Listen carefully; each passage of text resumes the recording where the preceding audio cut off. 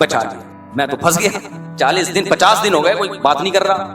نبی نے حکم دیا بیوی کے بھی قریب مت جاؤ, نبی سلام نہیں کر رہے, لیکن انجام کس کا ہوا؟ منافقین کے لیے آیتیں نازل ہوئی کہ بچ گئے, آگے نہیں بچیں گے. کوئی پروٹوکول نہیں ملا منافقین کو, کوئی عہدہ نہیں ملا, کوئی حدیث کسی منافق سے نہیں لی گئی. اللہ نے ایسا ذلیل کیا ان کو, ایسا ذلیل کیا اللہ نے ان کو.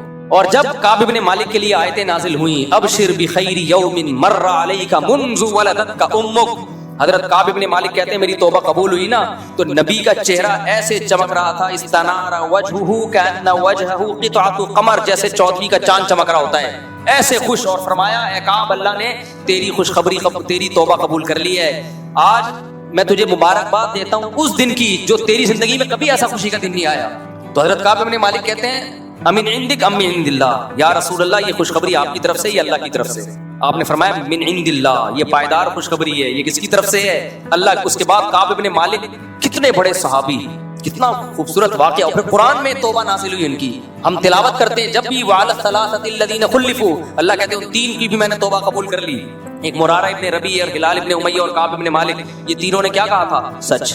تو حدیث کہتی ہے سچ بچاتا ہے, جھوٹ مروا دیتا ہے. لیکن ہمیں کیا لگ رہا ہے؟ جھوٹ بچاتا ہے, وقتی طور پہ بچاتا ہے, اس کے بعد پھر ایک جھوٹ کو چھپانے کے لیے 100 جھوٹ بولنے پڑتے ہیں. اور پھر نبی نے فرمایا انسان جھوٹ بولتا ہے, پھر ایک جھوٹ, پھر دوسرا جھوٹ, پھر دوسرا. کچھ گناہ ایسے ہوتے ہیں جو تھوڑے نہیں ہوتے ہیں, جو تھوڑا کرتا ہے وہ بہت. جیسے ایک جو چپل چوری کرتا ہے نا, اس کو موقع ملے تو بینک سے کروڑوں روپے بھی چوری کرے گا.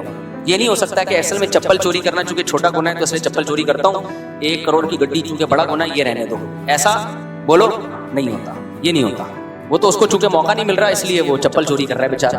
تو ایسے ہی جھوٹ ایک ایسی چیز ہے جو تھوڑا جھوٹ بولتا ہے وہی بڑے جھوٹ بھی بولتا ہے, جو نہیں بولتا وہ چھوٹا جھوٹ بھی نہیں بولتا. اللہ یہ کہ جہاں شریعت نے وقتی طور پہ جان بچانے کے لیے, وہ تو کل میں کفر کہنے کی بھی اجازت ہے نا, کوئی قتل گردن نہیں اڑا رہا ہے.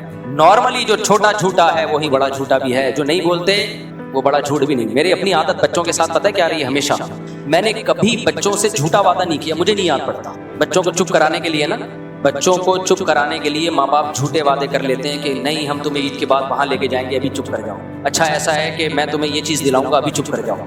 میں دل میں نیت کرتا ہوں بیٹا تو دلائے گا تو بول ورنہ مت بول.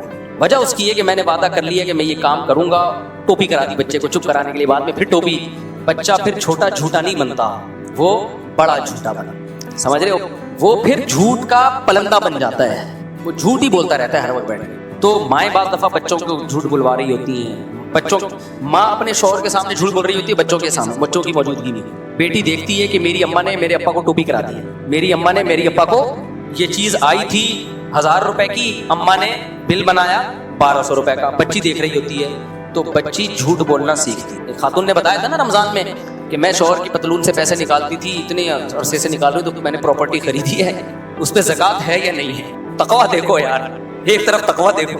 تو آپ پتلون سے پیسے نکال رہی ہیں, یا آپ کا اور آپ کے میاں, پتلون بھی آپ کی, میری پتلون نہیں ہے, آپ کے میاں کی پتلون ہے, میں تو پتلونیں پہنتا بھی نہیں ہوں, تو آپ کے میاں کی پتلون آپ جانے. لیکن اللہ کا واسطہ اگر یہ کام کرنا ہے تو غلط کام ہے, لیکن کرنا ہی ہے تو کم از کم بچوں کے سامنے مت کرو.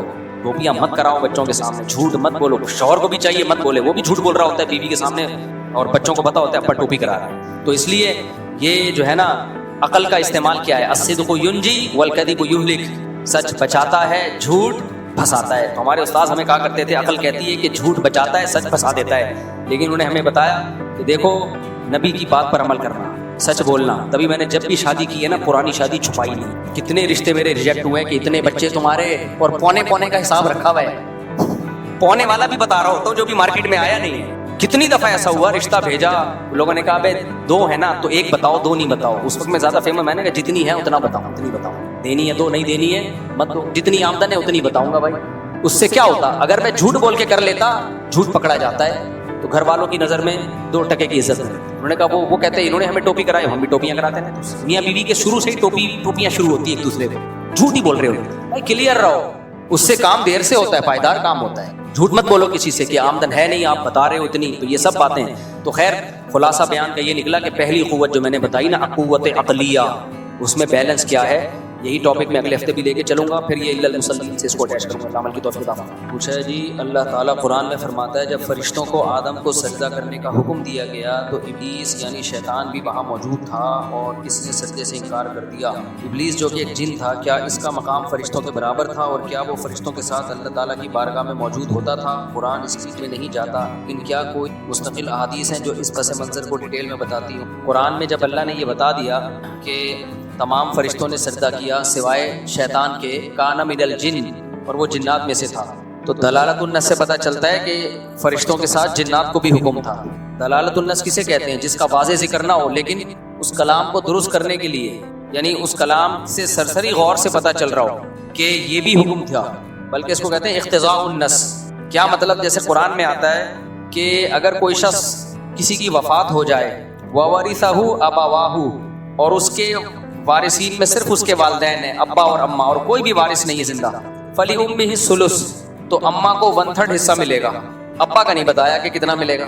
اب کوئی کہے، جس مفتی سے بھی پوچھو کہ اگر کوئی شخص کی وفات ہو گئی، اس کے وارثوں میں نہ بیوی ہے نہ بچے ہیں، صرف ایک ابا اور ایک اماں ہیں، تو سارے مفتی کہتے ہیں کہ 1/3 اماں کا اور 2/3 ابا کا، 33% اماں کا، 66% ابا کا۔ حالانکہ ابا کا تو قرآن میں 66% کہیں بھی نہیں لکھا ہوا۔ تو ہم کیا کہیں گے کہ قرآن کہہ رہا ہے صرف ابا اور اماں وارث ہیں، تو وارث کو ملتا ہے یا نہیں ملتا؟ ملتا ہے۔ اس سے پتہ چل گیا ابا کو ملے گا لازمی، ابا کو قرآن وارث کہہ رہا ہے، اور یہ بھی کہہ رہا ہے صرف یہ دونوں ہی وارث ہیں، اماں اور ابا۔ اس سے یہ بھی پتہ چل گیا کہ کوئی تیسرے کو نہیں ملے گا۔